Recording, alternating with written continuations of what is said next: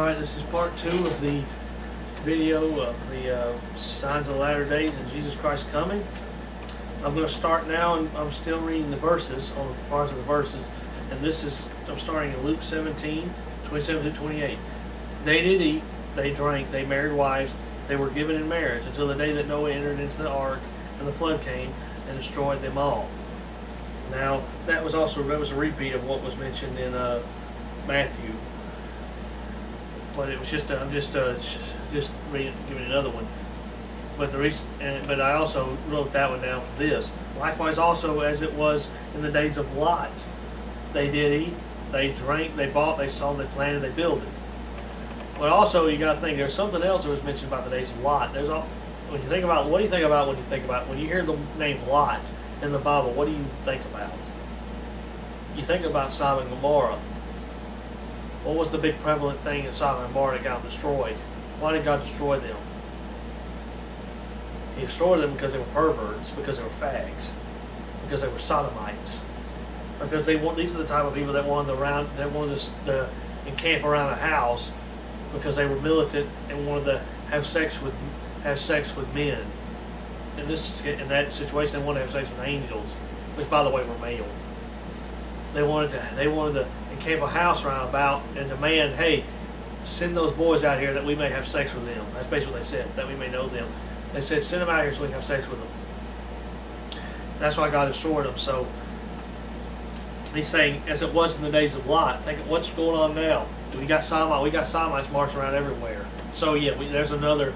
Those weirdos are in a sense of fulfillment of prophecy concerning the last days, as we got those weirdos marching around, flaunting their perversion. 2 Thessalonians 2, 3 through 12. Let no man deceive you by any means, for that day shall not come except there come a falling away first, and that man of sin be revealed, the son of perdition. This is talking about the Antichrist. He's mentioned in quite a few places in the Bible. Who opposeth and exalteth himself above all that is called God, or that is worshipped, so that he as God sitteth in the temple of God, showing himself that he is God. Remember I mentioned before that he would cause the oblation sacrifice to cease in the midst of the week. That's what this is talking about. He's going to go in there and declare himself to be God. Remember ye not when I was yet with you, I told you these things.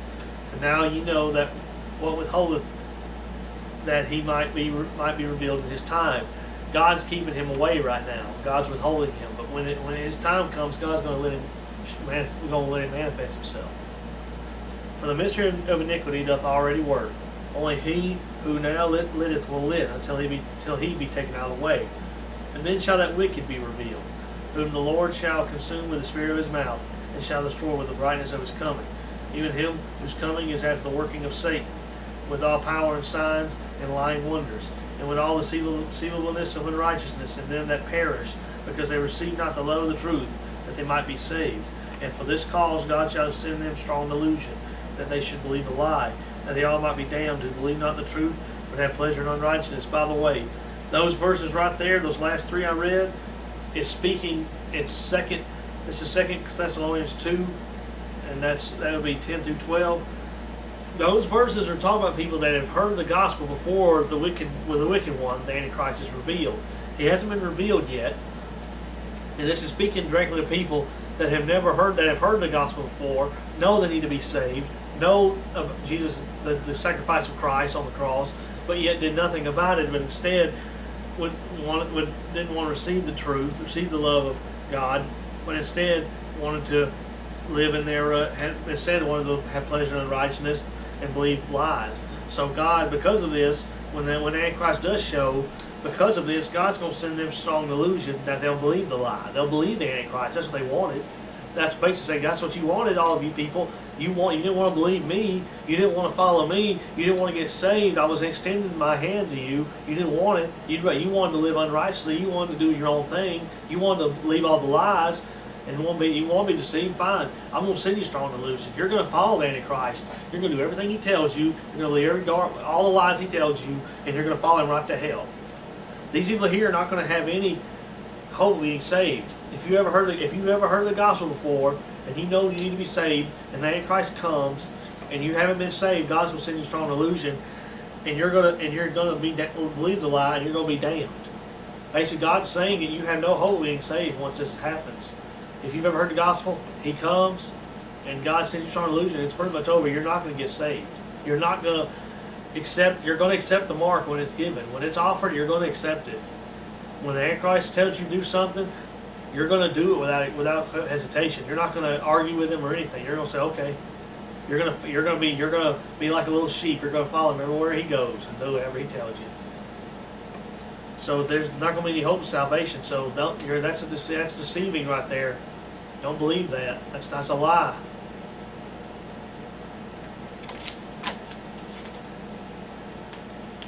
Second Timothy 3:1-5.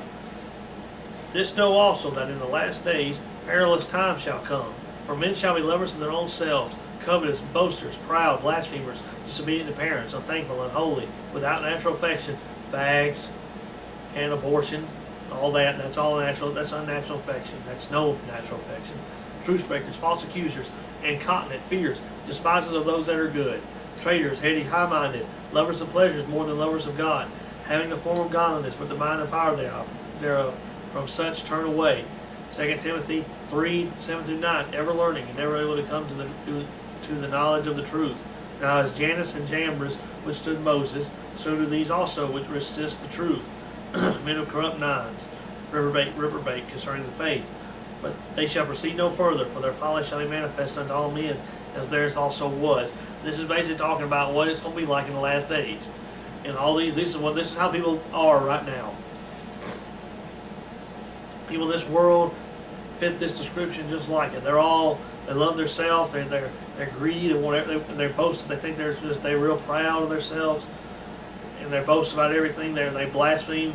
They blaspheme God. They blaspheme everything that's right. There's people, man. Kids are so disobedient to their parents that they'll get right in their parents' face, threaten them and everything.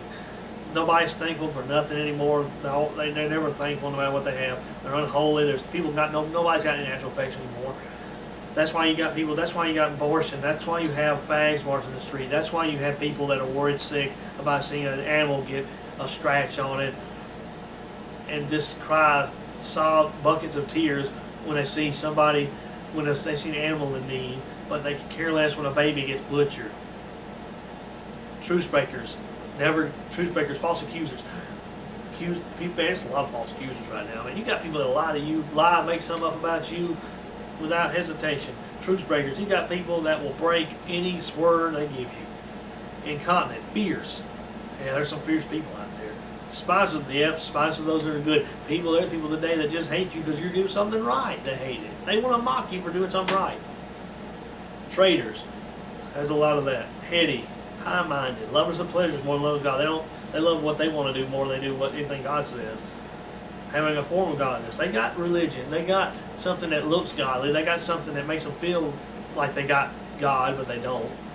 But they deny the power thereof. 1 John 2:18-20. Little children, it is the last time. As ye have heard that Antichrist shall come. Even now there are many Antichrists, whereby we know that it is the last time.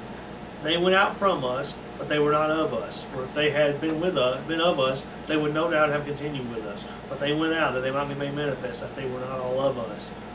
But ye have an unction from the Holy One, and ye know all things. Talk about the Antichrist. 1 John 22-23. Who is a liar but he that denieth that Jesus is the Christ? He is Antichrist, that denieth the Father and the Son. Whosoever denieth the Son, the same hath not the Father. But he that acknowledges the Son hath the Father also. Jude 7. Even as Sodom and Gomorrah, and the cities about them in like manner, giving themselves over to fornication, and going after strange flesh, are set forth for an example, suffering the vengeance of eternal fire.